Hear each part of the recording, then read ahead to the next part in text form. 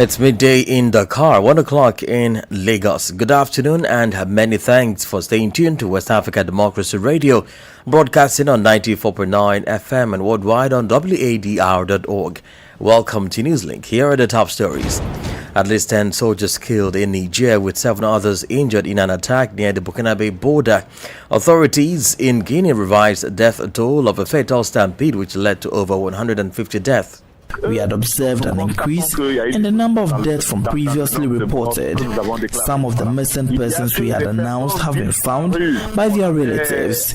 ECOWAS holds 53rd Mediation and Security Council meeting in Abuja amid Sahel challenges. Notable milestone is the significant improvement in maritime security within the ECOWAS maritime domain. And Amnesty International denounces increased human rights violations in Benin. Please stay tuned for details of these stories and more. Here is Imo Edit with Newslink. Many thanks for joining our broadcast. We'll begin this afternoon from Nigeria, where the army said on Thursday that its troop fought a bandit attack in Taraba State, northeast, in a well-coordinated operation. The acting assistant director of 6th Brigade Army Public Relations, Captain Olubodunde Oni, discloses in a statement on Thursday. Oni said the troops of 6th Brigade Sector 3 OPWS acted on credible intelligence regarding an impending terrorist attack on some villages. According to him, the troops successfully thwarted a planned banditry attack within the southern part of Taraba State. During the operation, troops recovered 2 AK-47 rifles, 2 AK-47 magazines, and 26 rounds of 7.62mm special ammunition. Oni stated that the suspects are currently in custody and undergoing further investigation to uncover more details about their network and activities. Similarly, in neighboring Niger, the army announced that it had lost 10 soldiers in an attack carried out by armed men against one of its positions near the border with Burkina Faso. Ogeberika completes the story. In a statement on state television Wednesday evening, the army said as part of Operation Nia, carried out on the right bank of the river, the Petalkoli detachment was a target of a terrorist attack on the afternoon of Tuesday. The army in the statement noted that a group of criminals who came in their hundreds on motorcycles tried to take control of the position, specifying that the vigorous response of its men at the post, supported by rapid reinforcement of special forces and prompt intervention of air resources from the countries of the Alliance of Sahel States AES, made it possible to contain the enemy and inflict heavy losses on this gang of criminals. The consolidated report provided by the army indicates at least 26 terrorists neutralized, 10 soldiers killed, and 7 others injured. Furthermore, the Nigerian army firmly denied the toll reported by certain media and social networks, indicating the death of more than 80 insurgents and around 40 civilians. The town of Petalkoli is located in the department of Terra in western Niger and near the border with Burkina Faso. Recall last Thursday, armed men attacked a public transport vehicle in this area, killing at least 21 civilians. Since 2017, localities in western Niger have been facing armed attacks attributed to terrorist groups operating in the tri-border zone between Burkina Faso, Mali, and Niger. Ogeberika found that reports still talking security. Ministers from the Economic Community of West African States, ECOWAS, have gathered in Abuja for the 53rd session of the Mediation and Security Council, MSC. The meeting is meant to address peace, security, and regional cohesion, with a focus on the worsening security situation in the Sahel. WN's Osman Omar in Abuja tells us more. Nigeria's Minister of Foreign Affairs and Mediation and Security Council Chairman, Ambassador Yusuf Tuggar, in his address, called for longer collective security efforts, stressing the importance of political stability for regional development. Today's agenda also includes critical discussions on the operationalization of the National Early Warning and Response Centers and a presentation by GIABA on combating money laundering and terrorist financing. Both are essential to strengthening regional resilience against emerging threats. Despite these challenges, it is essential to recognize the progress we have collectively made. A notable milestone is the significant improvement in maritime security within the ECOWAS maritime domain, where no piracy incidents were reported in 2024. Dr. Omar Aliyu Toure, President of ECOWAS Commission, urged renewed hope commitment to democracy, constitutionalism, and good governance as the bloc prepares for its 50th anniversary. The latitude and leverage that geopolitical rivalries have provided for elements who feel constrained by these values and principles are worthy of our consideration in this meeting. It is therefore time for a rethink and recommitment to our community values. That is why we proposed the Summit of the Future.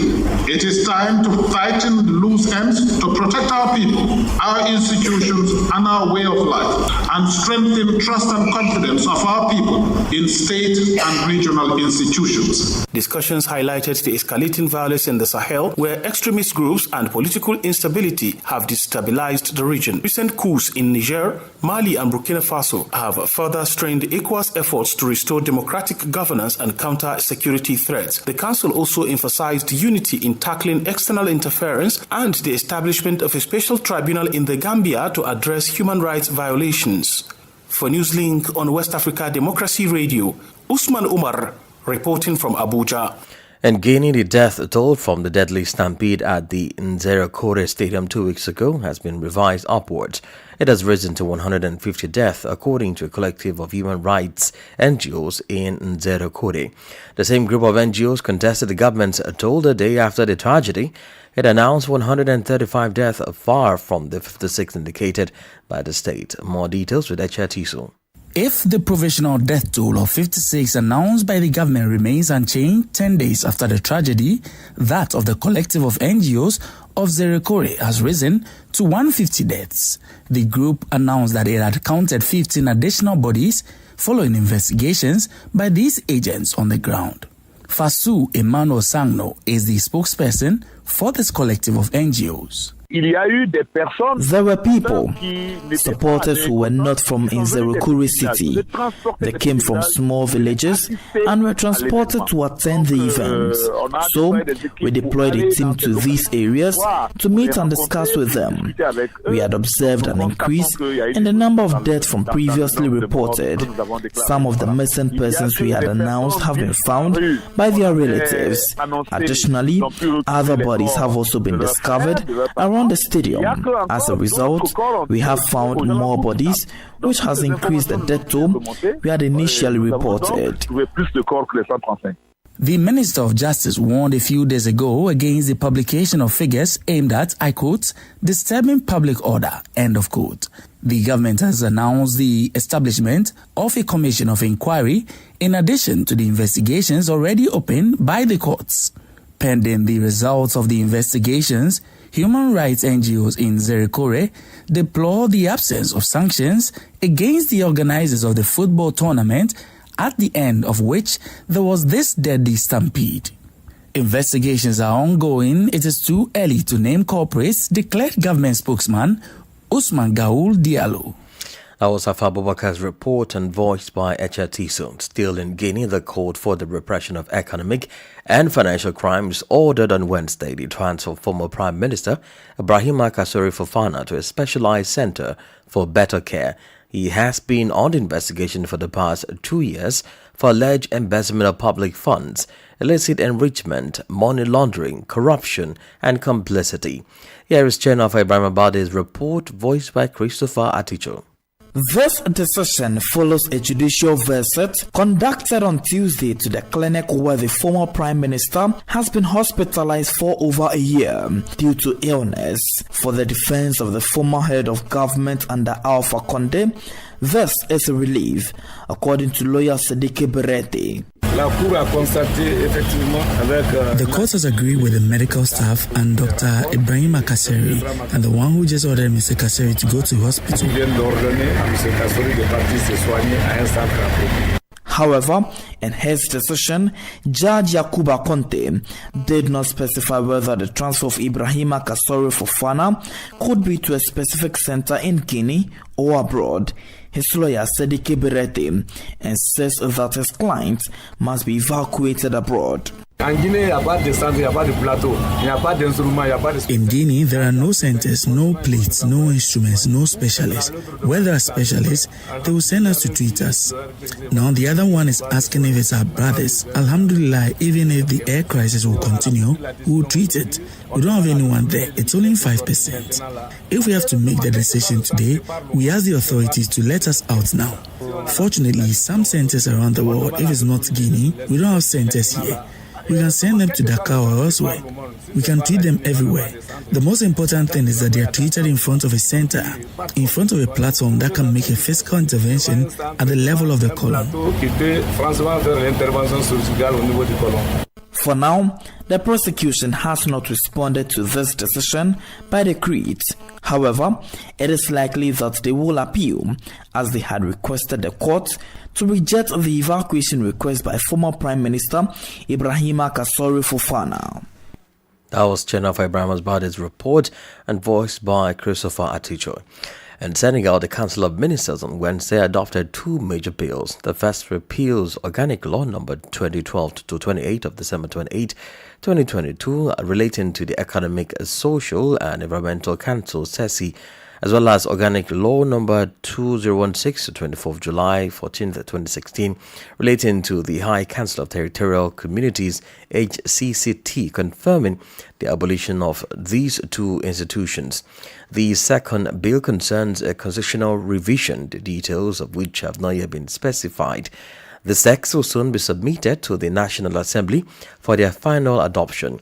These reforms are part of a series of decisions taken by President Bachiru Diomaye Faye. A delegation from the Pan-African Congress for Justice and Equality of Peoples, COJEP, led by its president, Charles Blair Goodey, was received on Wednesday by the president of the Independent Electoral Commission, CI. Charles Blair Goodey stated that he came to present his proposals to the CEI regarding the audit and revision of the electoral list for 2025. At the end of the meeting, the COJEP president made an appeal to President Alassane Ouattara for the adoption of an amnesty law in his favor. Details with Alben Ade and voice by Abdullahi Hassan. Turning the page on the 2010-2011 crisis is what Charles Blair Goodey desires. The president of COJEP is advocating for an amnesty law to be adopted in his favor, which he believes is key to erasing the accusations still hanging over him. During a meeting with the president of the Electoral Commission, Coulibaly Quibet, Charles Blair Goodey made a solemn appeal to President Alassane Ouattara for amnesty so he can participate in the 2025 presidential election. Facing Coulibaly Quibet, the former Minister of Youth described the situation as unequal treatment, noting that personalities like Laurent Gbagbo, who were also involved in the Ivorian crisis, have benefited from grace or amnesty. Sentenced to 20 years in prison for crimes against the population, Charles Blair Goodey is not on the electoral list and is currently ineligible for the 2025 presidential election. Returning to Côte d'Ivoire in November 2022 after more than 11 years of exile and imprisonment, Charles Blair Goodey was acquitted by the International Criminal Court (ICC) in 2021. Abdullah Hassan voiced a report sent in by our Abidjan correspondent Alben Ade. In neighboring Ghana, some civil society organizations in West Africa have met in the country's capital, Accra, to strategize on how to demand accountability from the government on the implementation of ECOWAS Vision 2050 on education. The conference, hosted by Africa Education Watch Ghana EduWatch, in partnership with Oxfam Ghana, aims to explore the potential roles of civil society organizations in West Africa in achieving the ECOWAS Vision 2050 goals on education. WADR's Nadia Accra report. The conference drew representatives from selected civil society organizations across West Africa with participation from each country in the region. These organizations convened to develop a comprehensive ECOWAS education policy advocacy strategy anchored on the Vision 2050 framework and shared best practices and country-specific experiences in effectively shaping education policy. The executive director of the Africa Education Watch, Kofi Asare, emphasized that the conference aims to hold governments accountable for their commitments to the ECOWAS Vision 2050, specifically Pillar 5. Once our government commits to the ECOWAS Vision 2050, it becomes a responsibility for civil society organizations and NGOs and all of us to demand local action from our government to implement locally what it has committed to in the Vision 2050. And that is where we are concerned. We are concerned because there is an unbalanced attainment of targets in the Vision 2050. Kofi Asare also said the inaugural West Africa Education Civil Society Advocacy Strategy Conference, organized by EduWatch, marked the beginning of a series of events aimed at fostering civil society collaboration, promoting media freedom, and ultimately enhancing public accountability in education across Africa. Some participants shared their anticipated outcomes and expectations from the conference. I think that most importantly is to have solutions that can be tailored to our individual countries, to have strategies that we can go back and adopt and implement in our countries, and also to add our voices to ECOWAS at the end of the day with a platform that would be developed. Launched in February 2021, the ECOWAS Vision 2050 emerged as a transformative strategy poised to redefine the regional landscape, steering it towards economic prosperity and political prominence. For WADR, Nadidi Teti, Accra. You're listening to Newslink on West Africa Democracy Radio, 94.9 FM Dakar. Here is a reminder of our top stories. At least 10 soldiers killed in Niger with 7 others injured in an attack near the Burkinabe border. Authorities in Guinea revised death toll of a fatal stampede which led to over 150 deaths. ECOWAS holds 53rd Mediation and Security Council meeting in Abuja amid Sahel challenges. And still ahead in the news, Amnesty International denounces increased human rights violations in Benin. We do have the press review, a guest interview, and sports news. Please stay with us. West Africa Democracy Radio. It's you speaking. Well, we are streaming live on wadr.org, YouTube, and Facebook. In Benin, Amnesty International has condemned multiple instances of human rights violations in the country. According to the organization, these violations often occur in the country's prisons and detention centers. Additionally, the leaders of Amnesty International Benin are calling for a revision of both the Penal Code and the Digital Code. They made this announcement on Tuesday in observance of International Human Rights Day. Details with Augustine Colley. Amnesty International has said that the rights of individuals evicted due to tourism projects and coastal development have been violated. With regard to arbitrary detention, Amnesty International Benin has brought attention to the cases of Joel Avo and Rikal Madugu, whose release have been strongly advocated for by the UN Working Group. As a reminder, Joel was sentenced to 10 years in prison for conspiracy against state security, while Rika Madugu received a 20-year sentence for complicity in terrorist acts. These sentences, handed down by the CRIC in 2021, have raised concerns regarding the independence of this judicial body. The organization has also condemned police violence that was reported in 2024, with the most recent incident resulting in the death of a young man named Fakal Oru. Amnesty International urges public authorities, including the police, to take all necessary measures to respect and protect the rights to life and safeguard citizens against police brutalities. Augustine Curley filed that report. In the Gambia, a validation meeting was held to review the concept note for the Gambia's National Grain Reserve Project, developed by the Ministry of Agriculture in collaboration with the World Food Programme, WFP. The meeting aimed to gather feedback from key stakeholders and finalize the concept before implementation. Sankle Junkin Manjul has more details in this report. Key points discussed include the project's objective to establish a sustainable grain reserve system to address food security challenges, especially during periods of scarcity or emergencies. Dembe Sabali is the Minister of Agriculture. Main objective is to contribute to improve food and nutrition security support about 162,664 vulnerable households, and building resilience of the country to global shocks and crises by 2028. Strengthen regional integration with ECOWAS and neighboring countries. Promote regional stability and cooperation. Stakeholders emphasize the importance of ensuring that the reserve is managed efficiently with a clear strategy for procurement, storage, and distribution. Suggestions were made to incorporate climate resilience measures and community-based approaches to enhance the project's effectiveness. The World Food Programme, WFP, has been a key stakeholder in the development of the National Grain Reservation Project concept note, and Miranda Sinde is the WFP representative and country director. The Gambia Strategic Grain Reserve will also contribute to improving regional food and nutrition security, because this initiative is in line with the ECOWAS effort on establishing regional food stocks and solidarity chain. It also promotes integration with neighboring countries and the wider region. This initiative, according to organizers, is in line with the National Food Security Storage Strategy 2021-2026 of the Ministry and sacrosanct with the Regional Food Reserve Strategy of ECOWAS. The project is seen as a critical step toward improving food security and self-sufficiency in the Gambia. For Newslink in West Africa, the Macross Radio, I am Sankula Janka reporting from Banjul. This is the Newspaper Review. Stay abreast and find out what the top stories are in your country. This is the Newspaper Review. The Newspaper Review.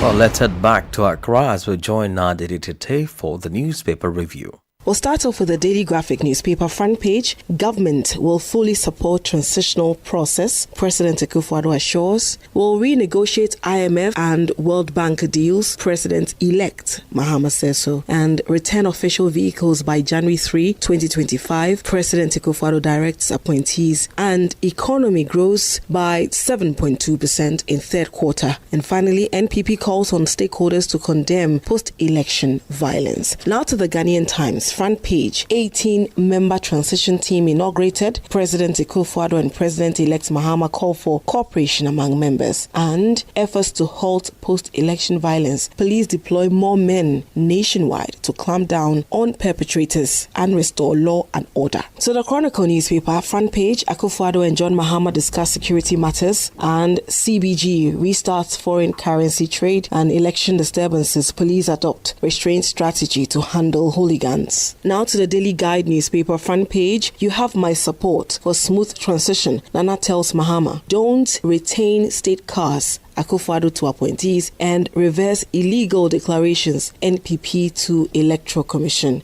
That's it for what the dailies are reporting in Ghana today. It's back to you now. Many thanks, Nadiri Tete there with the Newspaper Review. Politics, analysis on major news, social matters, and all. This is A Guest. In this segment of the news, we reflect on the move by the Nigerian government to initiate a reform primarily targeting the extractive and solid mineral sectors. Now, awaiting a second reading by the Senate Chamber of the National Assembly. Before it is passed into law, the bill mandates the domestic processing of at least 30% of raw materials before exportation. The proposed amendment to the Raw Materials Research and Development Council Act 2022 aims to bolster local production and shield domestic industries from foreign competition.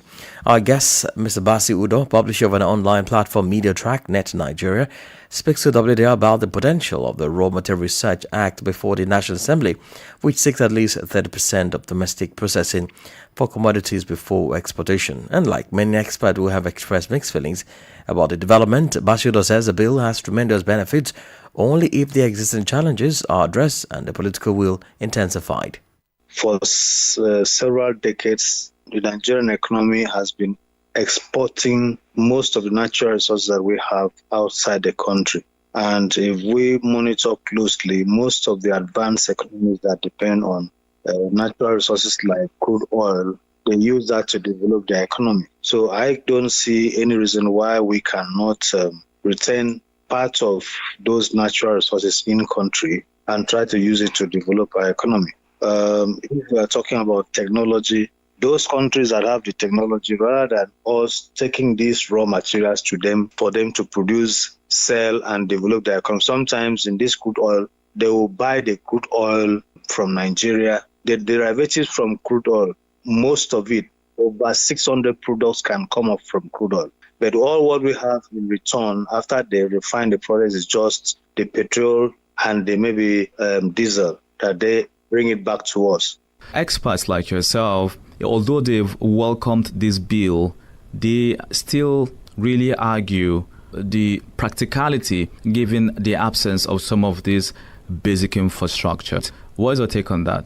Now, my take really is that successive governments in Nigeria tend to play too much politics with a lot of things, even the things that we know will benefit the Nigerian economy and Nigerians in general. Now, if the government, successive and past governments had pursued this particular policy to its very conclusion, there is no way that we will not be able to have the vast benefits that we can tap from it. We are aware of the fact that there are many industries in Nigeria that are folded up. There are many that are now in comatose states because of the fact that they don't have the raw materials to produce again.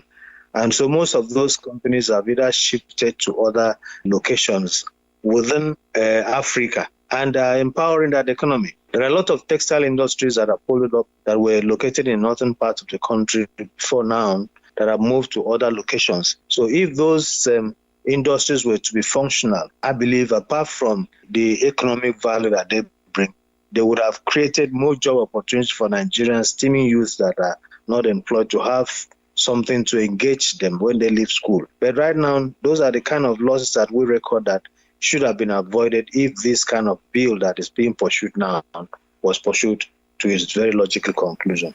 Well, you can get the full version of this interview on our next program, Enviroscope. That was the basketball. And here's Uncle Junk with Sport News. Hello there, a warm welcome and thank you for joining us. The World Cup will be hosted by an African country for the second time ever. This comes after World Football Governing Body FIFA officially confirmed the host of the next two World Cups. After a virtual congress of the 211 member national associations, FIFA chiefs announced that Morocco is one of the three host nations of the 2030 event. The North African country will primarily host the world's biggest football competition alongside neighbors Spain and Portugal. But to mark the century of the first World Cup held in Uruguay in 1930, the first three games of the 2030 tournament will all be held in South America, in Uruguay, Argentina and Paraguay, according to the Sun newspaper. The FIFA World Cup was staged in Africa for the first time when South Africa hosted the tournament in 2010, which was eventually won by Spain. As the host nation for the CAF African Cup of Nations in 2025, Morocco is expected to use the event as part of preparations for the FIFA World Cup. Meanwhile, the FIFA membership also reportedly agreed in a joint decision approved by acclamation that Saudi Arabia will host the 2034 tournament as part of the Gulf States' $3.2 trillion mega project. And that's it for sports. It's back to you.